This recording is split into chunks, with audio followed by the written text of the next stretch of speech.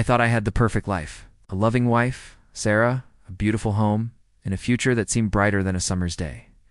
We'd been married for 5 years, and I trusted her with my entire soul. So when she told me she was going to visit her sick aunt a few towns over for the weekend, I didn't think twice. I hugged her goodbye, told her to drive safe, and settled in for a quiet weekend alone. But something felt off. It was a strange, nagging feeling in the pit of my stomach.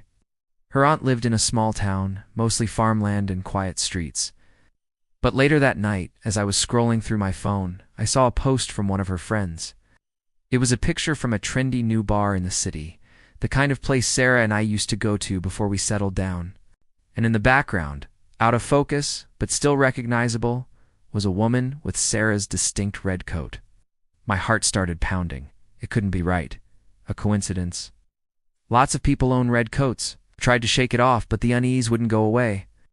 I remembered we had a shared location app on our phones, something we set up years ago for safety and never really used. My hands were trembling as I opened it. I told myself I was being paranoid, that I was invading her privacy. I'd feel so guilty when I saw the little dot right where her aunt lived. But it wasn't there. The dot was pulsing in the heart of the city, right over the exact same downtown district as that bar. It was a few blocks away, but it was undeniably in the city, not in the quiet town her aunt lived in. For a moment, I just stared at the screen, my world tilting on its axis. Maybe she just stopped for a drink on the way. Maybe she was meeting a friend. I tried to find any rational explanation, anything to stop the tidal wave of dread that was crashing over me.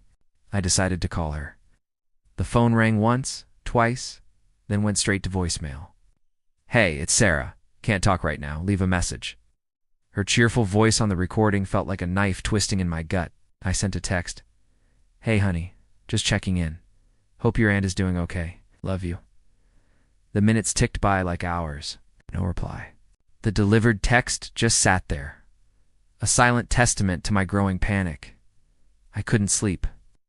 I just kept refreshing the location app, watching that little blue dot. It didn't move. It stayed fixed on a residential building, a fancy new condo complex I'd never seen before. Who did she know there? Why would she lie about visiting her aunt to be in the city, ignoring my calls? The questions swirled in my head, each one more painful than the last. The trust I'd built over 5 years was crumbling into dust with every passing second. The next morning, the dot finally moved, traveled back along the highway, heading towards our home. A few hours later, her car pulled into the driveway. She walked in, all smiles, carrying a small bouquet of flowers. "My aunt is doing so much better," she said, giving me a kiss. "She sends her love." I felt numb. I looked at her, the woman I had promised to spend my life with, and all I could see was a stranger. "How is the city?"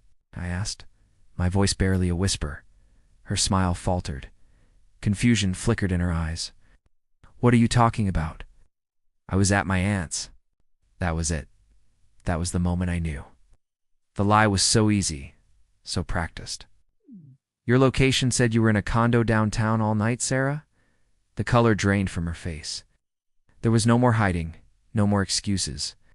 The silence that followed was deafening, and in that silence, my perfect life shattered into a million pieces. One little dot on a map had exposed a lie so big it destroyed everything we had. Sometimes the truth finds you, even when you're not ready for it. Thank you for listening.